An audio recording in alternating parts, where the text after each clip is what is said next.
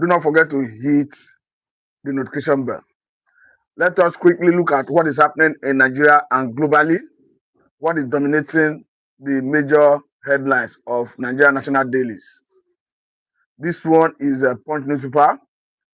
After the major headline, we shall come back to focus on our major area of concern today. That has to do with the electoral bill before the Senate and the House of Representatives.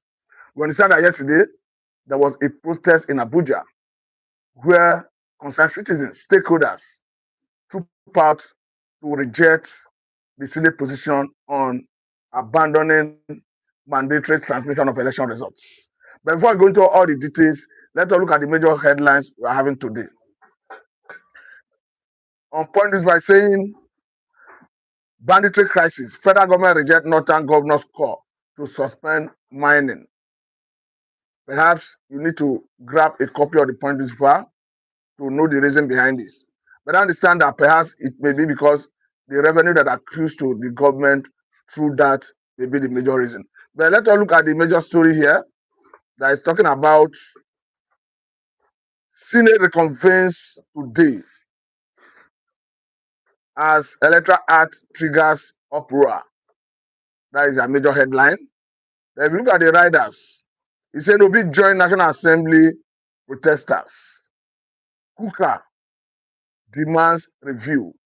That Reverend Kuka, for those who may not know who the Kuka that is being referred to here, he said anger mounts over controversial amendments. Nigerians are waiting to see what the National Assembly, particularly the Senate, will do today, sequel to the reconvening of the House to discuss this. This other one is saying Akpabio leads 10th emergency session. Let us see what will come out of that. Another one here is saying President vows to replace open grazing with ranching reforms. We understand that this issue of open grazing have been a major issue in Nigeria. Some persons have argued that it's a subtle way of terrorism. And there have been calls from states to start enacting anti-open grazing laws as a way of curtailing this issue of clashes between herders and host communities. But let us quickly look at what we have on the page of Vanguard newspaper before we come back to do a proper analysis of what is happening in Nigeria. Like I said, it is all over the place. Everybody know that currently the major issue happening in Nigeria has to do with this electoral reform, where the presidency have not said anything, where, of course, the stakeholders are rejecting the position of the Senate. But we understand that the House of Rep actually came up with a position that supports electronic transmission of results from the polling units. But we understand that at the end of the day, the two houses, both the Senate and the House of Rep, will come together through a committee to harmonize their position. But in the interim, we are waiting to see what will come out of the Senate. Because definitely after the Senate position and House of Representatives position, the two houses will have to come together to put together a committee that will address that will harmonize the position of the houses. But let us quickly look at what we have on the page of Vanguard newspaper before we go forward. It says Electoral Act, Senate open to criticism, will resolve issues today. That is coming from the Senate. I think this is because they are seeing that Nigerians are not ready to allow this happen. Because do not forget that in the last election of 2023, the major challenge Nigerians had was after the National Assembly passed a bill that gives INEC the liberty to determine the mode of transmission of election results. I recall that before that election, INEC came up with a guideline, and they were emphatic that they were going to transmit election results electronically. However, they reneged at the nick of time. I want to say that formed the base upon which we saw the major opposition political parties after the election, like the Labour Party and Obi, PDP and Atiku, challenging the election result up to Supreme Court. That's how it. Supreme Court in its wisdom have since legitimized the election of Senator Ahmed Bola Tinubu, and he's not the president. But going to another election with that same electoral act, I must say Nigerians are skeptical about it. It's not something they want to do. They want a review, because what is important is an election that reflects the will of the people from the pool. Because one thing is certain, once that happens, it means going forward, those who come out of the process will be responsible to the people. Those who come out of the process going forward will be doing people's oriented projects. If you know that after the election, that it is only through the ballot you get to office, definitely you want to do things that will endear you into the heart of the people.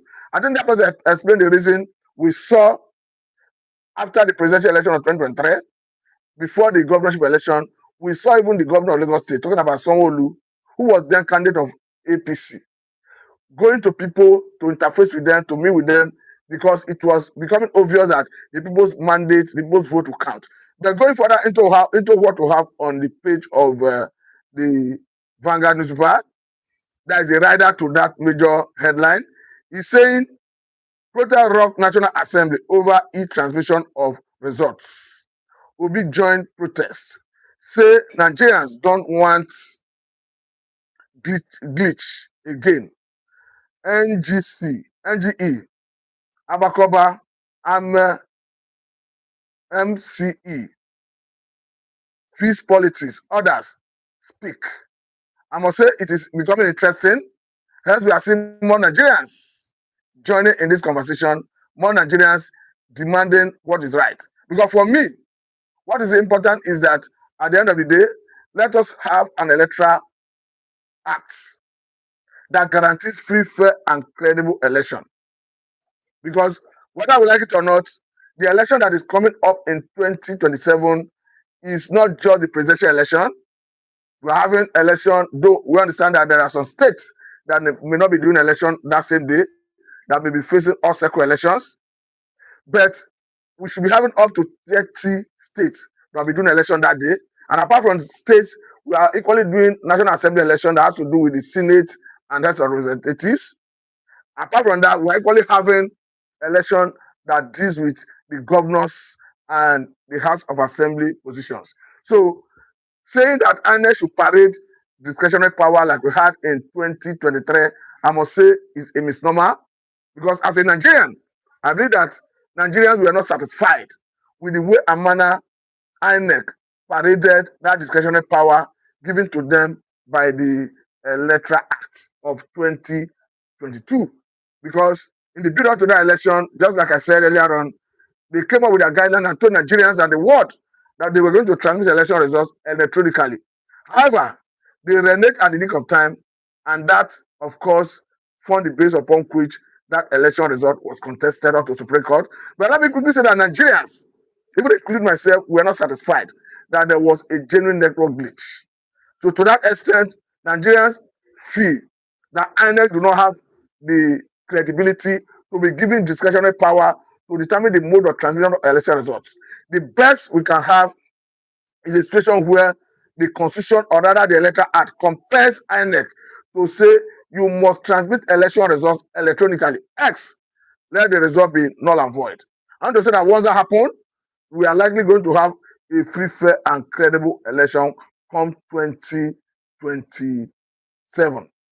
And I want to say that that is not the only area we should be looking at. If we must have an election that is devoid of rancor, that is devoid of malpractices, because the issue of voter suppression, voter apathy, particularly voter apathy, as a people, we should look at what gives rise to voter apathy. Because part of the reasons we see voter apathy is because the people feel that their vote will not count. For instance, in the last election, we saw a large extent how votes were suppressed. We saw a large extent how voters were suppressed, how people were intimidated. So if people have the belief, going by their experience, that vote will not count, ultimately it will affect the turnout of Nigerians who are eligible to vote. So it's not just enough to register voters by the umpire, talking about INEC. Another thing is to have the assurance, the belief, the confidence in the process that eventually vote will count. And I want to say that once that is not happening, Nigerians will not believe that their vote will count. And once that belief is not there, they are not likely going to come out to participate. Another issue has to do with this issue of who sponsors a candidate in our election. Because for me, there are so many areas to deal with. If we must have a free, fair, and credible election, and if we must have the best among us representing us in various elected positions. Because for me, we need to address who sponsors a candidate in an election. Because currently, it is the political parties that sponsor candidates in the election. Meaning, as an individual, it is irrespective of whether we are popular or not. You cannot stand as an independent candidate in Nigerian general election. Whereas in some other best democracies of the world, you can stand as an independent candidate to contest an election. But unfortunately, in Nigeria, we have not gotten that to that level. So I'm of the view that going forward, let us review some relevant sections of the Constitution to enable individuals who are popular in their jurisdiction, in their constituency, to stand as independent candidates instead of waiting until a party sponsors you. Because the question is, all the major political parties, it is when you have deep pockets that you can contest election. For instance, looking at the APC, the PDP, I know that the PDP have been fragmented, and even the current ADC, that is the eye of opposition. I want to say that from what we are seeing, if you don't have deep pockets, you may not be able to contest election in the coming election. Because what it says is that if you are not being sponsored by a political party, you cannot contest. But I want to say that if you amend some relevant sections of the Constitution and even the Electoral Act to engender independent candidacy, going forward, if you are popular in your local government, if you are popular in your senatorial district, in your federal constituency, you can stand as an independent candidate and contest and test your popularity. And that has to do with issue of the burden of proof in an election litigation. Because currently, the Constitution puts the burden of proof on the petitioner. Meaning, after an election, it is the petitioner that will go to court, electoral tribunal, to go and argue that the election was rigged, that the election did not comply with electoral acts, did not substantially comply with the electoral act. Because what the Constitution says is that the election must substantially comply with the electoral act. That is why when somebody is not able to prove that the election did not substantially comply with the electoral act, the person always loses the case. Because it's not just enough to say the election did not comply with the electoral act. Once it is to a large extent comply with the electoral act, it is acceptable. But the question is, and what I'm saying here is, let us amend some relevant sections of the Constitution and even the electoral act to put the burden of proof on INEC. Because INEC is always in custody of the electoral materials used for the election. More so as we have seen in the past, where after an election, petitioners will be going to court and arguing that they do not have access to some relevant materials they need to prosecute their case. In most cases, INEC is accused of being in possession of such electoral materials. So the question is, if INEC becomes the one that will go to court to prove that the election was free, fair, and credible, that the election substantially complied with the Electoral Act, that I want to say that they will be more responsible in dealing with this issue of election. Because for me, it is better to have a good, free, fair, and credible election than to have an election where politicians will perpetuate themselves into power through dubious means. Because once it is certain, if they have a way of perpetuating themselves into power through dubious means, certainly they will not be doing people's oriented projects. They will not be going to, they will not be afraid. They will do things that pleases them. But let me quickly say that looking into the security situation of the country, as it has to do with terrorism that is occasioned by Fulani militias, I want to say that the governors of the states must, as a matter of urgency and necessity, key into federal government's initiative or community-based policing system that comes with forest guard.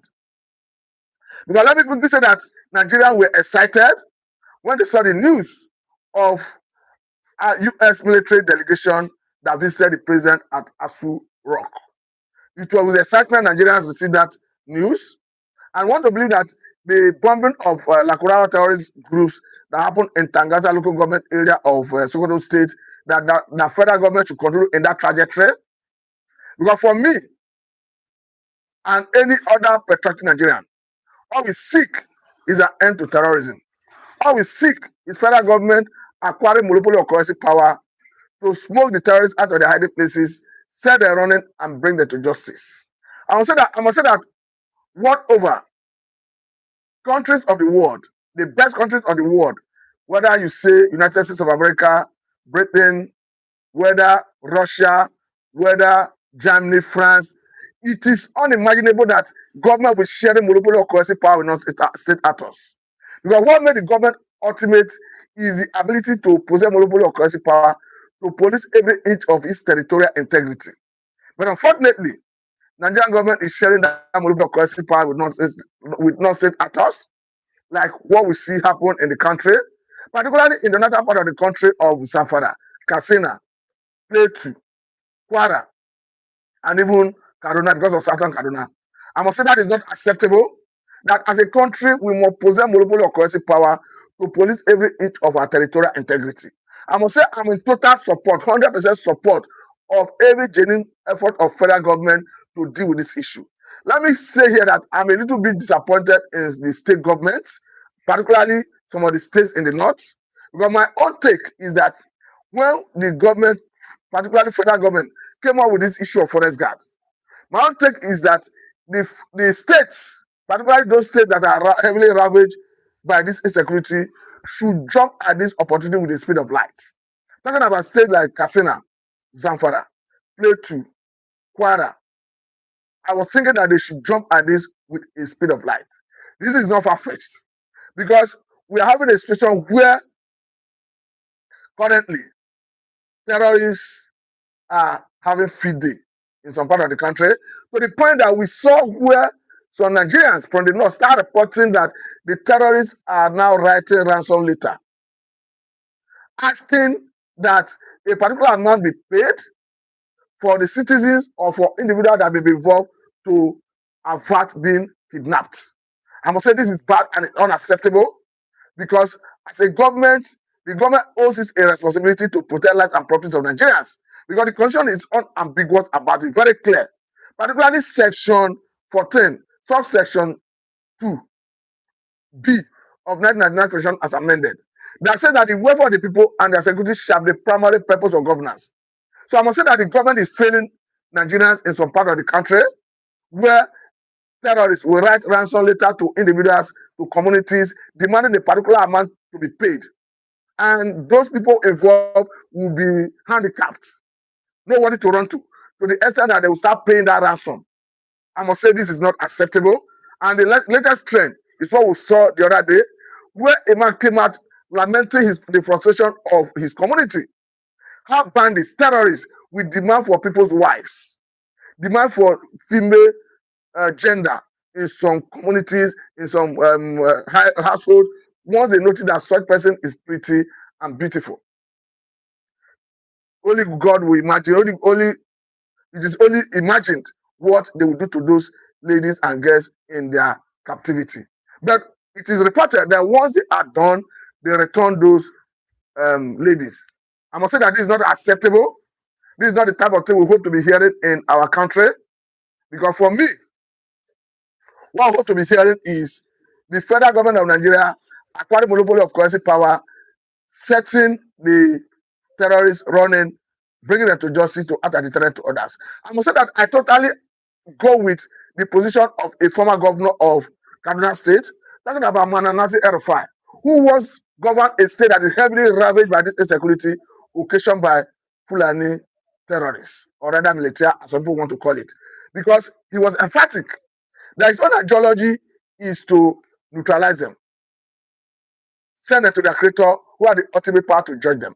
I'm not saying that when they repent that they should not be accepted, but the question is, in almost all the cases when they pretend to have repented, it always turns out to be deceit. Because we have seen in the past where terrorists, after pretending to have repented, will turn around.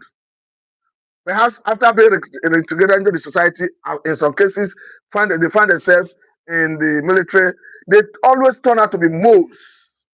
They always turn out to be saboteurs, giving out information to their members in the forest, in the bushes, as the case may be.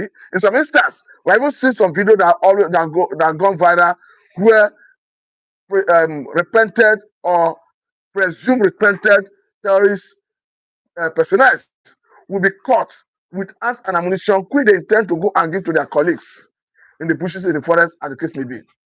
This is why the government must not treat all this issue of repentance of terrorist levity, because there's a whole lot of pretense about it. Because if you look at when the maritime military base was compromised, because this is a very formidable military base that had the potential to decimate terrorists, but the question is, how come the terrorists themselves were able to compromise such formidable military base?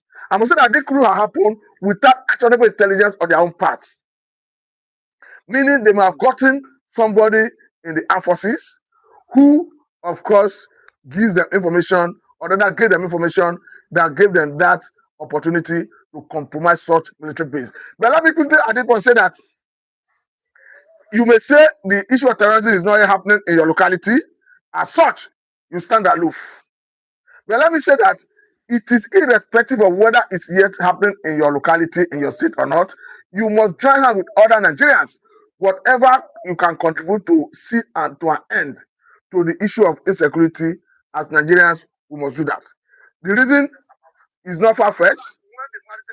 The reason is not far-fetched because if you look at what happened recently in Owo, local government area of Ondo State, talking about the burning down of the police station, one could have imagined that if those terrorists who succeeded in burning down that police station, if they were dealt with, if they were arrested, if they were neutralized, perhaps where they were operating, they would not have the opportunity of coming all the way from maybe the northern part of the country to Ondo State to start wreaking havoc. I say that because we saw the governor of Oyo State, Seyi Makinde, at some point raising alarm that terrorists who are being dismantled, who are being dislodged, or you may call them bandits, in the north, were already hibernating in the southwestern forests. A situation that made Amateku to raise about 2,000 men then to go and dislodge them. That is why we are saying that we are particularly happy when we saw the intelligence-driven precision bombing targeted against the Kurawa terrorist group in Tangaza local government area of Sokoto State on Christmas Day. Because for me, I saw it as a welcome development. It is irrespective of opinion of some Nigerians, particularly for the North, who try to discourage federal government to say that the bomb did not hit target and that the bomb landed in an empty space. Let me quickly say that I'm saying this for the purpose of those who are in doubt, because I've never been in doubt that what happened was a welcome development. Why I'm saying this is because after that bombing, we saw Arise News correspondent going to Tangaza local government area of Sokoto State for a fact finding. And in that mission, they interfaced with the locals. And in that interface, the locals affirmed that the area that was bombed is a no hub of terrorists in that locality. And apart from that, we equally saw videos, clips that went around the internet depicting the place that was bombed. And apart from that, the local government chairman of Tangaza local government area equally came out to emphasize that the place that was bombed is a no hub of terrorists in that locality. That looking at even what often comes from some stakeholders in the north, some sheikhs like Sheikh Gumi, who will always tell Nigerian government, negotiate with bandits. Do not use kinetic approach to fight bandits. Like the one he said recently, where he told federal government to halt every collaboration with American government. I must say that Nigerian government should not do that, and I'm happy that Nigerian government is already disappointing the likes of Sheikh Gumi by going ahead to even admit and allow U.S. forces in Nigeria. Yes, you heard that right. U.S. forces are now in Nigeria. Talking about AFRICOM, where we saw a video that went viral, a picture that went viral, where the storm visited Aso Rock to interface with the president. I must say that Sheikh Gumi must be disappointed now, seeing that the federal government of Nigeria have openly embraced this partnership. I must say that this is part of what we need to address this insecurity. However, at some point, we should be able to build capacity to where we can do it independently. But for now, this partnership is a work of development because America have the expertise, the intelligence to deal with this. I cannot forget the hurricane in Sunday 2020, how American Navy Seas came to Nigeria to rescue a 27-year-old Philip Wanton, who was kidnapped in Niger Republic, taken to Sokoto State here in Nigeria. They came here and they rescued him on hot.